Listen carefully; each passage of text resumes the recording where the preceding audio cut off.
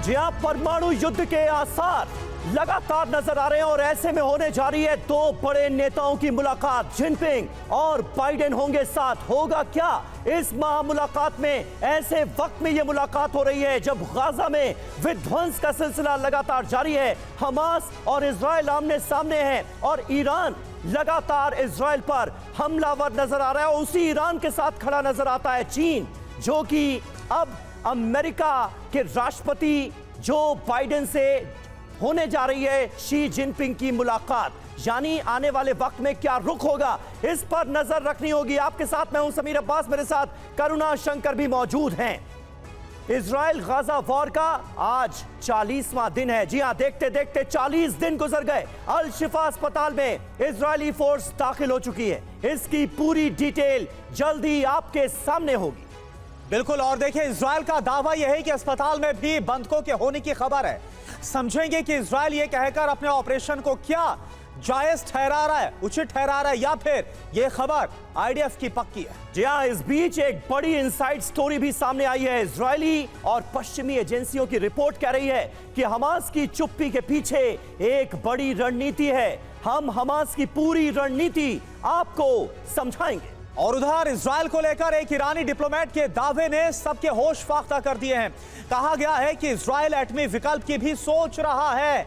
ऐसा आखिर क्यों है, हम एक्सपर्ट्स के साथ इस खबर को भी समझेंगे। लेकिन सबसे बड़ी खबर आज देर रात आएगी जब दो सुपर पावर सेंटर्स के मुखिया मिलेंगे, जब होगी जो बाइडेन और शी जिनपिंग की मुलाकात। TV9 भारतवर्ष जो बाइडेन और जिनपिंग की मीटिंग के हर अपडेट सबसे पहले आप तक पहुंचाएगा। जंगी माहौल में इस महामुलाकात का सबसे सटीक विश्लेषण आप सिर्फ TV9 भारतवर्ष पर देख पाएंगे। बिल्कुल, और देखिए आप, जो इस मुलाकात है उस पर सबकी नजर है, लेकिन इन सब के बीच इस मुलाकात से पहले क्या हुआ? गाजा का अल शिफा अस्पताल, जो कि गाजा का सबसे बड़ा अस्पताल है, पिछले कुछ दिनों से सुर्खियों में था, लेकिन आज वहां पर हाहाकार मचा है।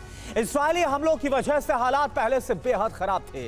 अब जो हो रहा है उससे 9000 से अधिक लोगों की जान खतरे में बताई जा रही है। इसमें सबसे बड़ी संख्या बच्चों की है, क्योंकि ये जो अस्पताल है वो बच्चों का सबसे बड़ा अस्पताल है, अल शिफा अस्पताल। जी हां, इजरायली डिफेंस फोर्स अस्पताल के अंदर दाखिल हो चुकी है। जो वीडियो सामने आ रहे हैं अस्पताल के अंदर से, वो दिल दहला देने वाले हैं। मरीज जान बचाकर इधर उधर भागते नजर आ रहे हैं। कोहराम मचा हुआ है अस्पताल के अंदर। मौत का तांडव सरेआम नजर आ रहा है।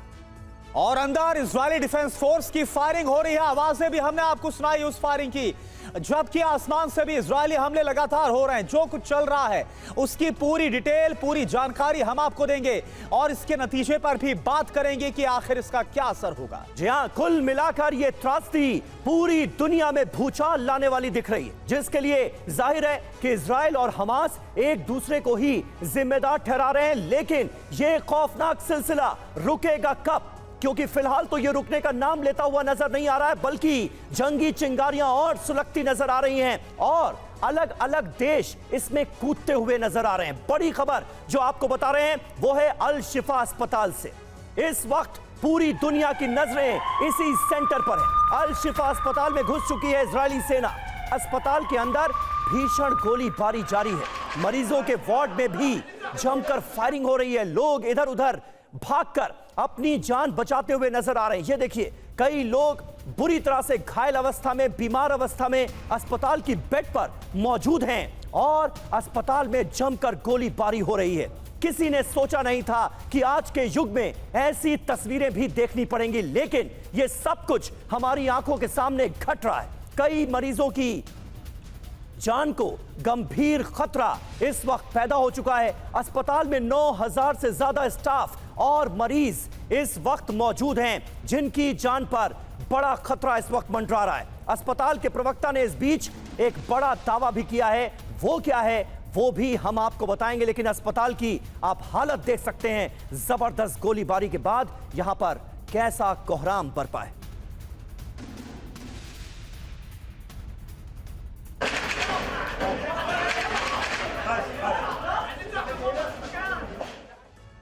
और आइए अल शिफा अस्पताल के अंदर जारी इजरायली डिफेंस फोर्स की कार्रवाई की पूरी जानकारी आपको देते हैं कि किस तरह से यह कार्रवाई हुई और कैसे आईडीएफ की सेना इस अस्पताल के अंदर दाखिल हुई।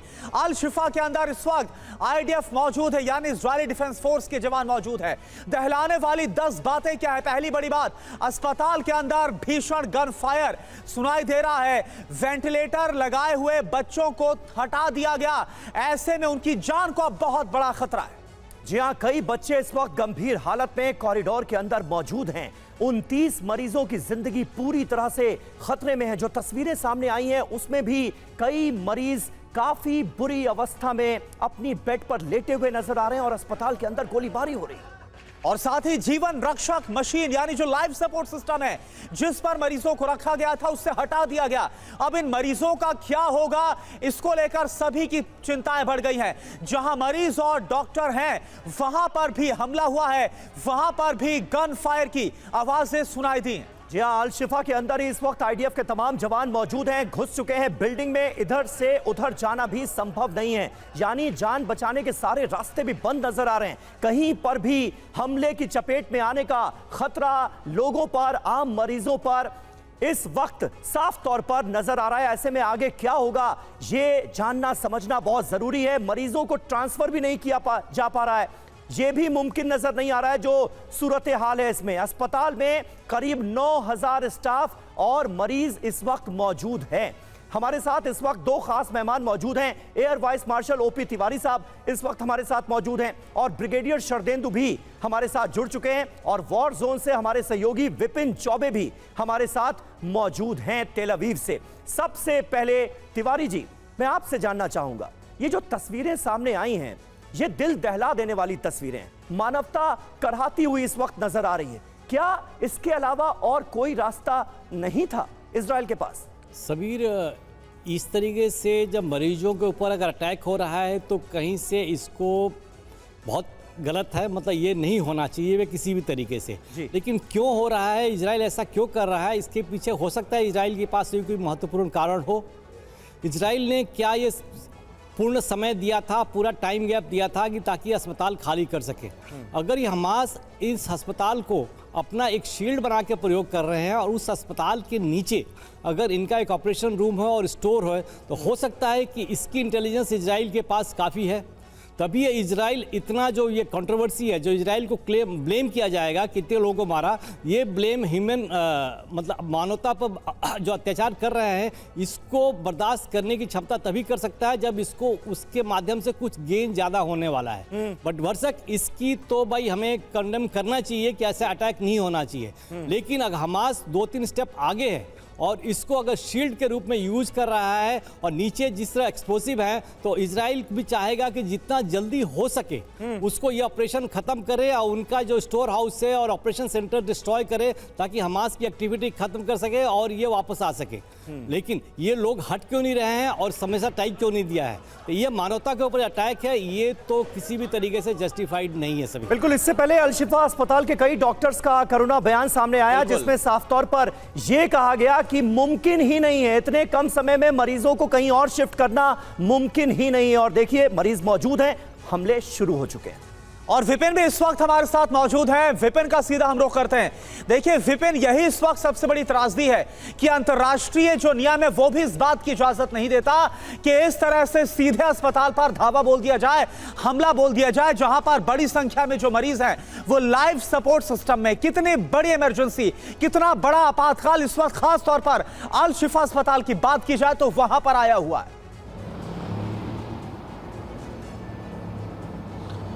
देखिए करुणा, अल शिफा अस्पताल में आज की तारीख में जब वो चारों तरफ से आईडीएफ के फोर्सेस से घिर चुका है तो भी उसके अंदर हमास के लड़ाके, अस्पताल के कर्मचारी, डॉक्टर और मरीजों की संख्या मिलाकर 9000 से ज्यादा लोग अब भी मौजूद हैं और उसमें हजारों की तादाद में घायल भी हैं। लेकिन अल शिफा अस्पताल सबसे बड़ा कमांड एंड कंट्रोल सेंटर है, ऐसा इंटेलिजेंस कहता है इजराइल का।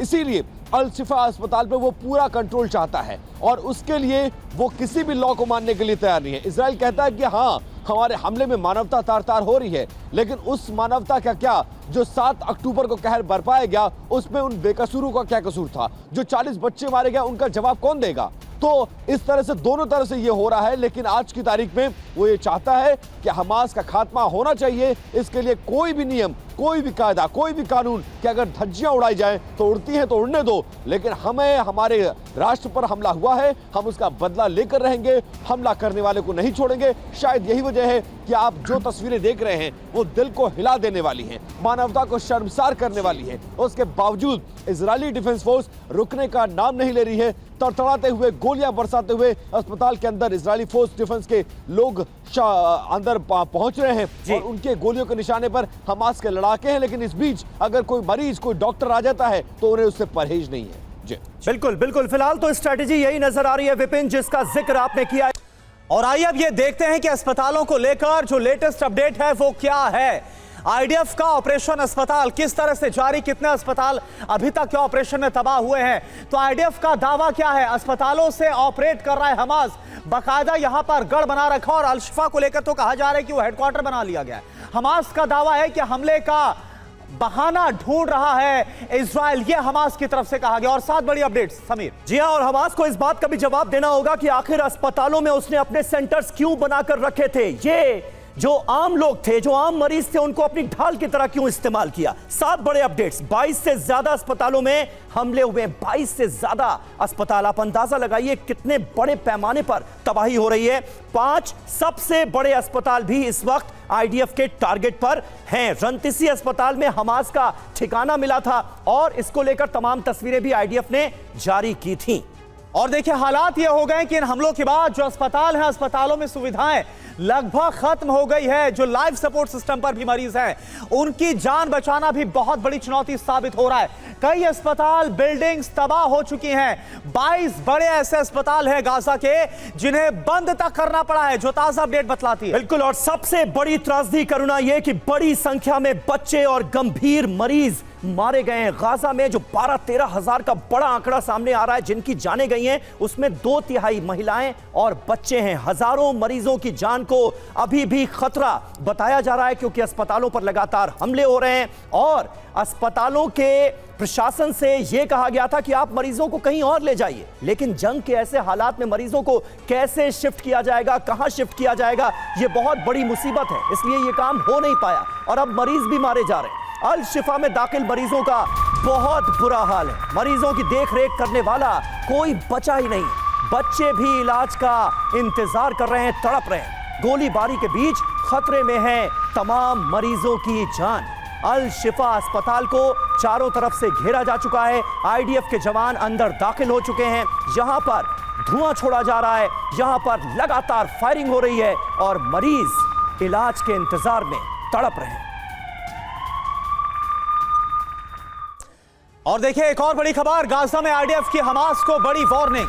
हमले से पहले आत्मसमर्पण की वार्निंग दी गई, बाकायदा फ्लेयर्स को छोड़ा गया और सरेंडर का दबाव हमास के लड़ाकों पर बनाया गया। अल-शिफा अस्पताल के पास भी आग लगाई गई। तो आप देखिए जो हमला बोला गया, जिस तरह से आईडीएफ की सेना दाखिल हुई अल-शिफा अस्पताल के अंदर, उससे पहले किस तरह से जो हमास के लड़ाके अंदर छिपे हुए थे उन्हें सरेंडर का मौका भी दिया गया, यह आईडीएफ की तरफ से कहा जा रहा है।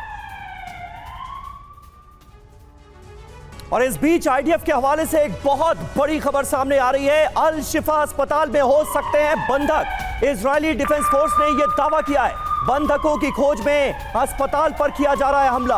हमास के खात्मे तक हम रुकेंगे नहीं, यह कह दिया है आईडीएफ ने। साफ तौर पर इजरायली डिफेंस फोर्स अब यह दावा करती हुई नजर आ रही है कि जिन बंधकों को, जिन आम इजरायली और अलग अलग देशों के लोगों को 7 अक्टूबर को हमास ने बंधक बनाया था, उसमें से कई बंधक इसी अल-शिफा अस्पताल में छिपाकर रखे हुए हो सकते हैं।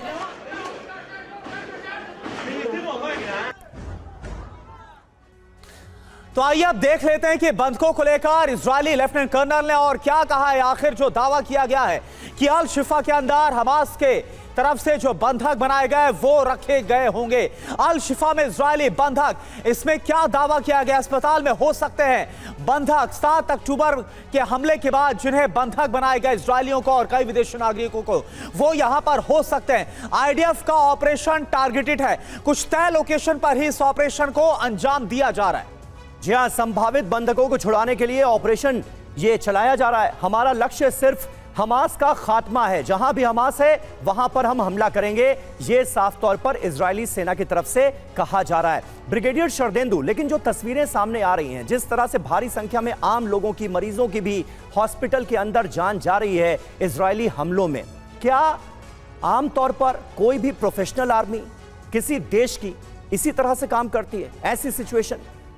देखिए, मेरा मानना है, और ये तो इंटरनेशनल लॉ है कि इस तरीके के अस्पताल पे हमला करना इंटरनेशनल रूल का वायलेशन है जी। लेकिन इजराइल आर्मी ने इसको अंजाम दिया है, लिहाजा उनके पास बहुत ही पुख्ता सबूत होंगे जिसके तहत उन्होंने बताया है कि वहां पे उनका कमांड सेंटर चल रहा था, वहां पे बंधकों के होने की संभावना नहीं सर, है। ये बात तो लगातार कही जा रही है, लेकिन मैं आपसे ये जानना चाह रहा हूं कि मान लीजिए कि किसी प्रोफेशनल आर्मी को ये पता चलता है कि बंकर में, अस्पतालों के नीचे टनल्स बनाकर रखी गई हैं, उसमें कोई आतंकी छुपा है या लड़ाके छुपे हैं, तो क्या यह इजाजत दी जा सकती है कि पूरे अस्पताल पर बॉम्बिंग की जाए, फायरिंग की जाए, जिसमें मरीजों की भी जान चली जाए, तो उसकी परवाह ना की जाए?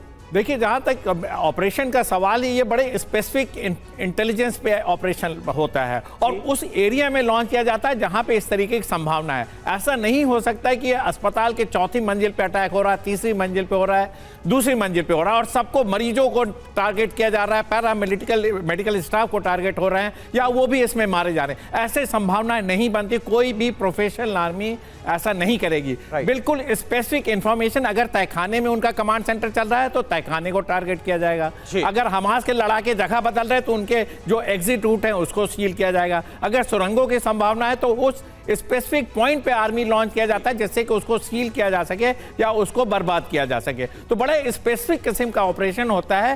कोलैटरल डैमेज या मरीजों को हताहत करना या पैरामेडिकल स्टाफ को मारना या पूरे हॉस्पिटल को सीज करना, ऐसा नहीं होता है। ये इंटरनेशनल लॉ के खिलाफ है, जेनेवा कन्वेंशन के खिलाफ है। इससे मानवता शर्मसार होती है। आपके मिलिट्री के ऑपरेशन को एक धब्बा लगता है और इसीलिए आज अल शिफा पे पूरे विश्व का ध्यान केंद्रित है। हर आदमी उन मरीजों के लिए कंसर्न है, पैरामेडिकल स्टाफ के लिए कंसर्न है। अगर वहां बंधक और इजरायली आर्मी ने इस तरीके से ऑपरेशन लॉन्च किया है तो क्या उनकी सुरक्षा आपने इशू को सिक्योर किया है? ये सारे बहुत सारे क्वेश्चन हैं, लेकिन इस समय इजराइल आर्मी किसी की नहीं सुन रही है। उनका मकसद एक है, हमास को खत्म करना, बंधकों को रिलीज कराना। उन्होंने कितने अस्पतालों पे देखिए हमले किए हैं, 19 अस्पताल की फंक्शनिंग बंद है। बिल्कुल सही बात है और साफ तौर पर यह कह दिया गया है कि हम किसी भी हद तक जाएंगे बंधकों को छुड़ाने के लिए, हमास के खात्मे के लिए। करुणा। बिल्कुल, और देखिए अल शिफा अस्पताल को लेकर एक और बड़ी खबर आ रही है। अल शिफा अस्पताल में आईडीएफ की जो बड़ी कार्रवाई है, इसी को लेकर यह बड़ी खबर, जो बाइडेन अमेरिकी राष्ट्रपति की सलाह के बावजूद यह कार्रवाई की गई। जो बाइडेन ने अस्पतालों पर हमले से बचने के लिए कहा था, लेकिन जो बाइडेन की सलाह को ही बेंजामिन नेतन्याहू ने नहीं माना। जो बाइडेन की सलाह के कुछ मिनट के बाद ही यह कार्रवाई कर दी गई, यानी अमेरिका जो कि इस वक्त सबसे बड़ी ढाल के तौर पर, सबसे बड़े मददगार के तौर पर इजराइल के साथ खड़ा है, उसी की सलाह को नजरअंदाज कर दिया गया बेंजामिन नेतन्याहू की तरफ से।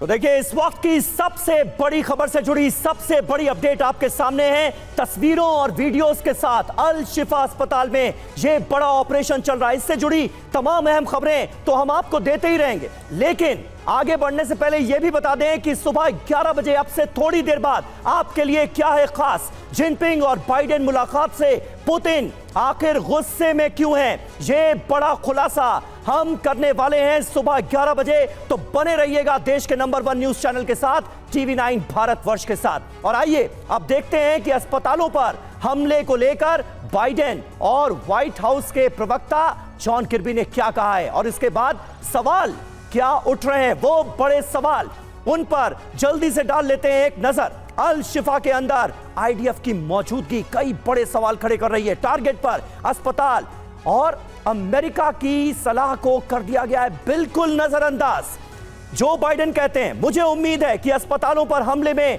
सावधानी बरती जाएगी। ऐसी जानकारी है कि आतंकी अल शिफा से ऑपरेट कर रहे हैं, यह व्हाइट हाउस के प्रवक्ता जॉन किर्बी का बयान है। इसके अलावा हमास के प्रवक्ता ने क्या कहा, अमेरिका और इजराइल अस्पतालों पर हमला करने का बहाना ढूंढ रहा है। अब तीन बड़े सवाल इससे क्या उठते नजर आ रहे हैं। पहला बड़ा सवाल, क्या गाजा के अस्पतालों पर अमेरिकी रुख स्पष्ट नहीं है? बाइडेन सिर्फ सलाह देकर औपचारिकता पूरी कर रहे हैं क्या? यह एक बड़ा सवाल है। जी हां, और जॉन किर्बी के बयान से इजराइल को हमले का मौका मिला, क्योंकि आप देखेंगे दोनों के बयानों को अगर गौर से देखा जाए तो एक अंतर नजर आ रहा है। यहां पर जो बाइडेन एक बड़ी लाइन लेने की कोशिश करते हुए नजर आ रहे हैं, बताने की कोशिश करते हुए विपिन ये नजर आ रहे हैं कि वो मानवता के साथ खड़े हैं, मानवता पर हमला बर्दाश्त नहीं करेगा अमेरिका। लेकिन जो अमेरिका का ओवरऑल रुख है वो साफ तौर पर यह बता रहा है कि इजराइल के कंधे पर हाथ रख दिया गया, जो करना है करो, इसकी इजाजत दे दी गई है। कोई शक नहीं है समीर इसमें, और पहले दिन से लेकर आज तक यही होता रहा है। और अमेरिका एक तरफ से दुनिया को यह दिखाता जरूर है कि हम इस पूरे मामले में मानवता के साथ खड़े हैं, लेकिन एक मौन सहमति अमेरिका की तरफ से इजराइल को दी गई है कि अगर आपके देश पर हमला हुआ है तो आपको यह अधिकार है कि आप सामने वाले को जवाब दें, और वही होता हुआ नजर आ रहा है। पहले दिन जो हमला हुआ, आज की तारीख में कुल लगभग 1100 इजरायलियों की मौत हो चुकी है इस पूरे वॉर में, लेकिन उसका बदला इजराइल ने कैसे लिया? आज की तारीख में 11,000 लोगों से ज्यादा लोगों की मौत हो चुकी है, और जिस अल शिफा अस्पताल में अभी भी ऑपरेशन चलाया जा रहा है वहां भी 9,000 से ज्यादा लोग छिपे हुए हैं, लेकिन उनकी परवाह नहीं है। उसको परवाह है तो बंधकों की, उसको परवाह है तो हमास को खत्म करने की, उसको परवाह है तो कमांड एंड कंट्रोल सेंटर जो बैकबोन है हमास की, उसको खत्म करना चाहता, और हथियार गोला बारूद का वो गोदाम जिसके बदौलत वो इस युद्ध को इजराइल जैसे ताकतवर मुल्क के खिलाफ लड़ रहा है, और उन दोषियों को जवाब देना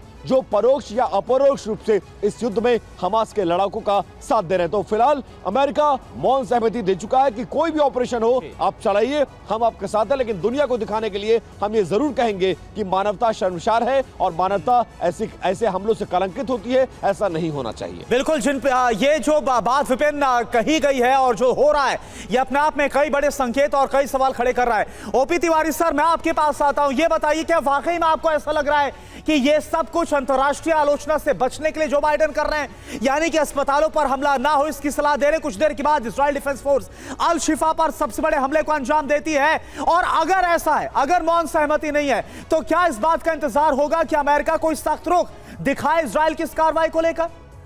करुणा, बाइडेन जो दे रहे हैं सलाह है, इजराइल को उसकी अनुमति की जरूरत है कि नहीं है, या बाइडेन की पूरी बात इजराइल मानेगा कि नहीं मानेगा, सबसे बड़ा प्रश्न ये भी है। क्योंकि इजराइल का जो है लड़ाई जितना नहीं है, इजराइल का एग्जिस्टेंस का है ये। इजराइल जो लड़ाई लड़ा, लड़ाई जीतने के लिए नहीं बल्कि अपनी एग्जिस्टेंस के लिए, इसको सर्वाइव करना है, इसकी जनरेशन को, नेक्स्ट जनरेशन को, अगली जनरेशन को सर्वाइव करना है। यूएसए उसकी कितनी हेल्प करेगा? तो यूएसए तो पूरे बाहर के रूप से हमेशा दिखाता है कि मानव के साथ, ह्यूमन राइट्स के साथ हमेशा है, तो वो ऐसे संबंध देता रहेगा। लेकिन इजराइल के भी आइडियाज़ काफ़ी क्लियर है, नेतान्याहू भी बहुत साफ है, जैसा अभी विपिन बता रहे थे कि उनका जो मेन मकसद है वो हमास को इस तरीके से ख़त्म कर दो ताकि वो दोबारा उठ ना सके, और सेकंड जो भी युद्धबंदी इजराइल से लेके गए हैं उनको जितनी जल्दी से रिहा कराया जा सके, सो दैट कि जो नेतान्याहू के अगेंस्ट जो पब्लिक ओपिनियन इजराइल के अंदर मतलब किसी तरीके से फैल रहा है उसको भी रोका जा सके। अब ये इजराइल की जब पूरी इंटेलिजेंस ब्रीफिंग तगड़ी मजबूत है तभी ये चांसेस ले रहा है, अदरवाइज ये चांस नहीं लेता। बिल्कुल बिल्कुल, बने रहे सर आप हमारे साथ। और इस बीच देखिए, गाजा युद्ध के बीच अमेरिका पहुंचे हैं शी जिनपिंग। अब चीन क्या गुल खिलाएगा इस पर भी नजर रखनी होगी। आज बाइडेन से होगी शी जिनपिंग की मुलाकात, और इस मुलाकात पर पूरी दुनिया की नजरें होंगी। सैन फ्रांसिस्को में मिलेंगे दोनों नेता, जो बाइडेन और शी जिनपिंग की होनी है मुलाकात, ऐसे वक्त में जब दुनिया के दो हिस्सों में इस वक्त जंग छिड़ी हुई है। एक तरफ मिडिल ईस्ट सुलग रहा है, हमास और इजराइल आपस में भिड़े हुए हैं, और दूसरी तरफ रूस और यूक्रेन वॉर चल रही है। ऐसे में दोनों नेताओं की ये महा मुलाकात होने जा रही है। और एक और बड़ी खबर, इजराइल वॉर में शांति पर जोर दे सकते हैं शी जिनपिंग। जो बाइडेन से मुलाकात पर शांति पर जोर रहेगा, इजराइल पर दबाव बनाने की कोशिश की जाएगी। अब देखिए, बड़ी खबर आपको हम बता रहे हैं, अमेरिका पहुंचे हैं शी जिनपिंग, सैन फ्रांसिस्को पहुंच चुके हैं शी जिनपिंग। आज जो बाइडेन और शी जिनपिंग की मुलाकात होने वाली है, और बड़ी बात यह है कि करीब 6 साल के बाद करीब 6 साल के बाद अमेरिका का दौरा चीनी राष्ट्रपति की तरफ से किया जा रहा है। गाजा जंग पर चर्चा के पूरे आसार हैं, क्योंकि यहां पर विध्वंस हम लगातार देख रहे हैं। आम लोगों के, आम नागरिकों का लगातार मारा जाना जारी है। इसके अलावा न्यूक्लियर वॉर का जो खतरा मंडरा रहा है, इस पर भी चर्चा संभव है।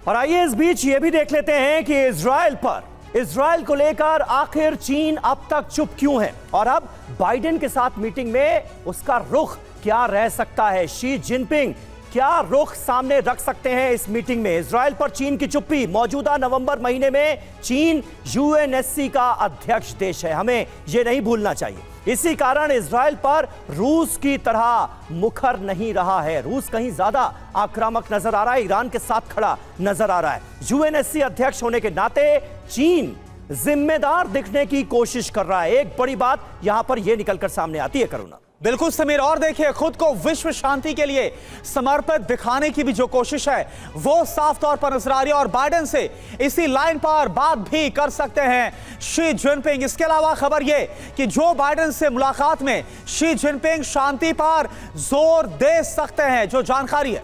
बिल्कुल, हालांकि शांति की बात चीन के मुंह से बड़ी अजीबोगरीब लगती है, लेकिन ऐसे आसार तो हैं। चीनी कूटनीतिक प्लान देखिए क्या है। अमेरिका इजराइल की वजह से बदनाम हो रहा है, तो उसी वक्त चीन शांति दूत की भूमिका में कम से कम दिखना चाहता है।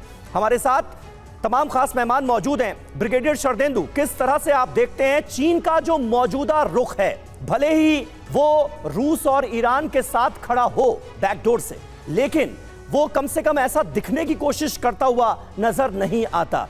क्या शांति दूत की भूमिका को आगे बढ़ाते हुए इस अमेरिका दौरे में नजर आएंगे शी जिनपिंग, या फिर कुछ और भी हो सकता है? देखिए, चीन एक इमर्जिंग पावर की तरह है और आगे आने वाले दिनों में सुपर पावर बनने की हैसियत रखता है, और ये एक बहुत ही श्रूड कंट्री है। वो कहीं डायरेक्टली इन्वॉल्व नहीं होता किसी मिलिट्री एविएशन में, नहीं तो ताइवान का रीजन था, वहाँ डायरेक्ट कन्फ्रंटेशन कर सकता था, लेकिन उसका वो मकसद नहीं है। वो कॉमर्शियल एंगल देखता है और एक विश्व में एक लीडरशिप प्रदान करने की कोशिश कर रहा है। उसका इंटरेस्ट हैम्पर हुआ था मिडिल ईस्ट में, क्योंकि उसने ईरान और सऊदी अरेबिया में जिस तरीके से डिप्लोमेटिक रिलेशन कराए, जिस तरीके से सऊदी अरबिया सीरिया में उसने पैड बनाए, जिस तरीके से वो बड़े सटल तरीके से रशिया के सपोर्ट में यूक्रेन में खड़ा रहा, और आज की डेट में जो बाइडेन से बात करने गया है उसका मकसद ये है कि पूरे विश्व में अपनी पहल बनाई जाए। लड़ाई अपनी जगह है, लेकिन कॉमर्शियल एंगल को भी वो उतना महत्व देता है। इस मीटिंग का सक्सेस तब मैं मानूंगा जब दोनों नेता एक जॉइंट स्टेटमेंट देंगे, लेकिन ऐसा होता मेरे को मुश्किल नजर आ रहा है,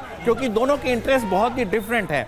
जहां बाइडेन सरकार हर मुद्दों पे काफी कॉम्प्रोमाइज करती हुई दिख रही, चाहे वो अफगानिस्तान है, चाहे मिडिल ईस्ट है, चाहे रशिया यूक्रेन वॉर है, और इसी तरह चाइना जो है वो इंडो पैसिफिक रीजन को किसी भी हालत में नहीं छोड़ना चाहता है। इसके तहत दोनों में क्लैश ऑफ इंटरेस्ट है। बिल्कुल सही बात है सर। एक छोटा सा पॉइंट ऐड कर दूं, कल हमने ये खबर चलाई थी कि अमेरिका और चीन को इस जंग से काफी फायदा हो रहा है, दोनों के ड्रोन सबसे ज्यादा बिक रहे हैं, तो ये भी एक पॉइंट है। करुणा, जिनपिंग और बाइडेन की मुलाकात से पुतिन आखिर गुस्से में क्यों है, तो हम इस खबर का रुख करेंगे ठीक 11 बजे। हम इस खबर का रुख करने वाले हैं। आप देखिए, आप क्या देखने वाले, बड़ा खुलासा हम 11 बजे करेंगे। दो महायुद्ध इस वक्त चल रहे हैं, दो फ्रंट्स इस वक्त हैं, रशिया यूक्रेन और जो इजराइल हमास है। एक महामुलाकात जो कि सैन फ्रांसिस्को में आज करीब 14 से 15 घंटे बाद होने वाली है। आखिर इसके मायने क्या है? क्या विश्व युद्ध वर्ल्ड वॉर 3 की आहट भी सुनाई दे रही है? ठीक 11 बजे हम आपको दिखाएंगे। जी, और इस बीच देखिए एक बड़ी खबर आ रही है। वॉशिंगटन में व्हाइट हाउस के सामने प्रदर्शन शुरू हो गए।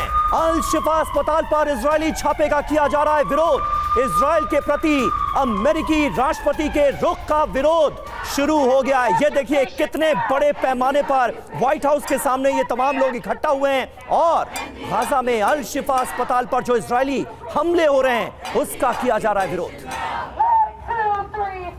1, 2, 3, 4. Zionism no more. Zionism no more. और एक और बड़ी खबर, जो बाइडेन और जिनपिंग की मुलाकात से पहले सैन फ्रांसिस्को में भी प्रदर्शन हुआ है। इजरायली कार्रवाई के खिलाफ ये विरोध किया जा रहा है। फिलिस्तीन समर्थकों ने प्रोटेस्ट किया। गाजा में युद्ध विराम की मांग को लेकर प्रदर्शन की तस्वीरें हम आपको दिखा रहे हैं। सैन फ्रांसिस्को, जहां पर आज ये मुलाकात होने वाली है, जो बाइडेन और शी जिनपिंग की इस मुलाकात के पहले किस तरह से फिलिस्तीन के समर्थन में लोग उतरे हैं, ये भी आपको दिखा रहे हैं।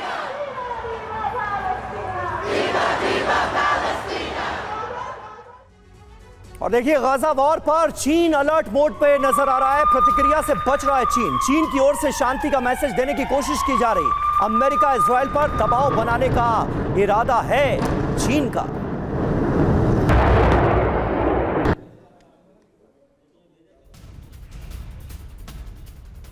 और आइए अब ये देखते हैं कि यूएन में इजराइल पर चीन का रुख क्या रहा है। इससे भी आप अंदाजा लगा पाएंगे कि जो बाइडेन से मिलते हुए शी जिनपिंग का रवैया क्या रह सकता है, क्या उभर कर इस मुलाकात से सामने आ सकता है। तो ड्रैगन की चाल यूएस को बदनाम करना है, क्या यूएस बदनाम हो? इजराइल पर चीन यूएन में अमेरिका को घेर चुका है। इससे पहले यूएस पर इजराइल को बचाने का आरोप तक चीन की तरफ से लगाया गया।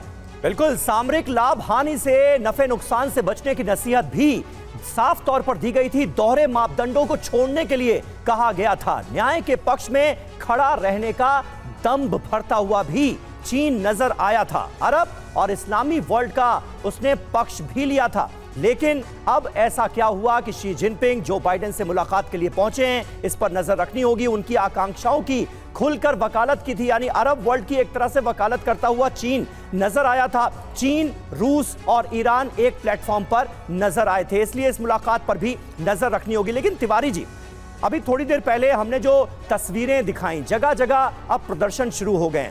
तो ये इजराइल और हमास की जंग हम देख रहे हैं। कई मुल्कों की आंतरिक राजनीति, डोमेस्टिक पॉलिटिक्स को भी साफ तौर पर प्रभावित करती हुई नजर आ रही है। ब्रिटेन में हमने देखा जो आंतरिक मंत्री थी उनको अपनी कुर्सी तक गंवानी पड़ी। ऋषि सुनक ने उनको बर्खास्त कर दिया क्योंकि उन्होंने ये कहा था कि हमारी पुलिस को और ज्यादा सख्ती बरतनी चाहिए थी उन लोगों के साथ जो कि फिलिस्तीन का सपोर्ट करते हुए हमारी सड़कों पर नजर आए। क्या आपको लगता है इसका अंजाम आगे क्या होगा? समीर, देखो, हर देश में जो सरकार जो निर्णय लेती है, जरूरी नहीं है कि जो उनकी आवाम है या जो लोग हैं वो भी यही चाहते हैं।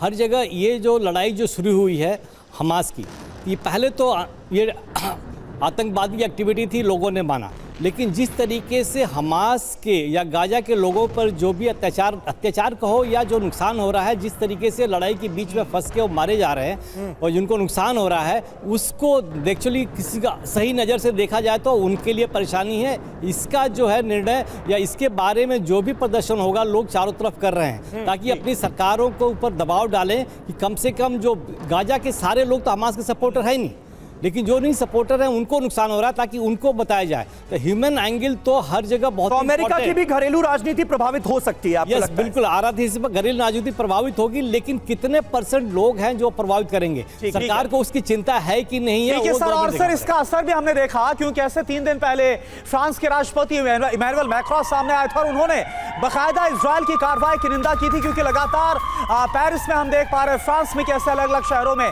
फिलिस्तीन के समर्थन में और इजराइल के खिलाफ उसकी कार्रवाई को लेकर प्रोटेस्ट हो रहा है। इजराइल वॉर में गंभीर एटमी खतरा बना हुआ है। और आइए देखते हैं कि ईरान के पूर्व डिप्लोमेट ने बड़े ही लॉजिकल अंदाज में इजरायली एटमी विकल्प पर कैसे और क्या दावा किया है। उनके दावे पर जल्दी से एक नजर डाल लेते हैं। एटमी हथियार आजमाएगा इजरायल, संकट बढ़ा तो एटमी विकल्प से नहीं चूकेंगे नेतन्याहू, ये वो आकलन लगा रहे हैं। दुनिया को एटमी खतरे के लिए तैयार रहना चाहिए। इजरायल का एक मंत्री एटमी हमले की बात कह चुका है, इसका भी उन्होंने जिक्र किया है। और इसका मतलब ही है कि इजरायल के पास एटमी हथियार हैं और यह बात खुद पूर्व डिप्लोमेट बोल रहे हैं। मंत्री ने इजरायल का सीक्रेट बता दिया, इसलिए हटाया गया। मंत्री को ना हटाने पर इजरायल समर्थकों के लिए मुश्किलें हो जाती। आईएईए को इजरायली एटमी क्षमता पर नजर रखनी चाहिए। यानी ये जो बयान पूर्व डिप्लोमेट की तरफ से सामने आया और जो खबरें सामने आ रही वो पूरा संकेत है कि अगर इजरायल पर चौतरफा हमला होता है, उसके वजूद पर खतरा होता है, तो फिर परमाणु विनाश भी हो सकता है। और एक बार फिर से आपको बता दें, बस कुछ ही देर के बाद यानी कि ठीक सुबह 11 बजे आप क्या देखने वाले हैं। जिनपिंग और जो बाइडेन मुलाकात से पुतिन गुस्से में क्यों है,